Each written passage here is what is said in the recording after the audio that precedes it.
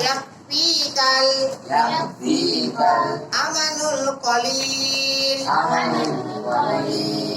আখবিস দীনাকা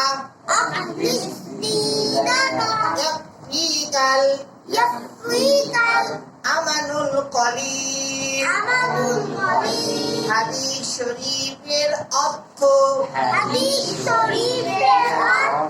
নবী করিম সাল্লাল্লাহু আলাইহি ওয়াসাল্লাম বলেন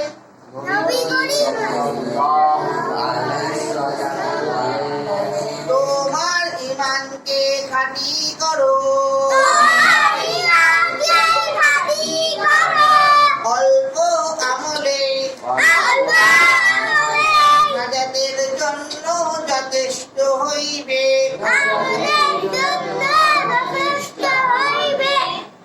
2 নম্বর হাদিস শরীফ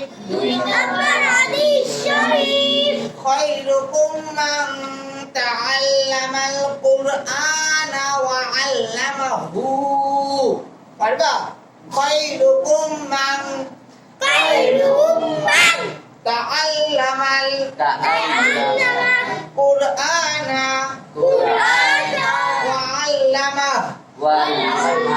তোমাদের মধ্যে এই যে নবী বলেছে তোমাদের মধ্যে সর্ব উত্তম ওই ব্যক্তি যে কুরআন মাজিদ শিক্ষা করে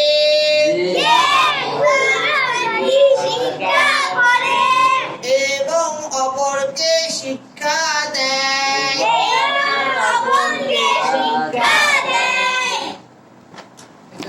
আলহামদুলিল্লাহ, আমরা হাদিস পড়লাম, আল্লাহ তাআলা আমাদের হাদিস পড়ার তৌফিক দান করলো। আমরা পাশাপাশি 3টে কথা মনে রাখি।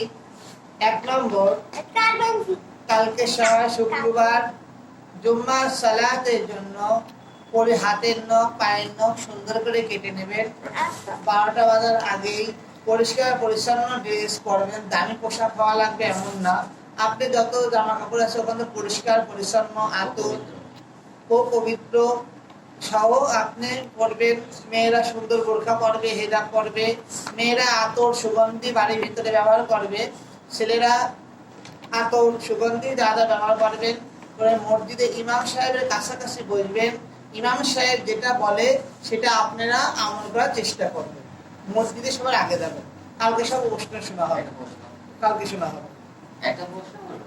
2 নম্বর হচ্ছে যে আপনারা মসজিদে যাওয়ার পরে হইচই করবেন না, কথা বলবেন না। সুন্দর করে আদব আখলাক অনুযায়ী সুন্দর করে মসজিদে যাবেন। 2 নম্বর, নিজেরা ভালো মন্দ রান্না করলে আত্মীয় স্বজনদেরকে দিয়ে খাবেন। নিজেরা অনেক সময় শুক্রবারে চটপটি বানান, ফুচকা বানান, লুডুস বানান, ছোলা বানান, রান্না করে আত্মীয় স্বজনদেরকে দিয়ে খাবেন। 2। 3 নম্বর, যারা আত্মীয় স্বজন মারা গেছে তাদের জন্য কিছু টাকা মসজিদে এবং যারা অসহায় মানুষ রাস্তার পাশে দাঁড়ায় থাকে তাদেরকে আপনারা দেবেন। ঠিক আছে? এই বলে আমি সংক্ষিপ্ত বক্তব্য শেষ করছি।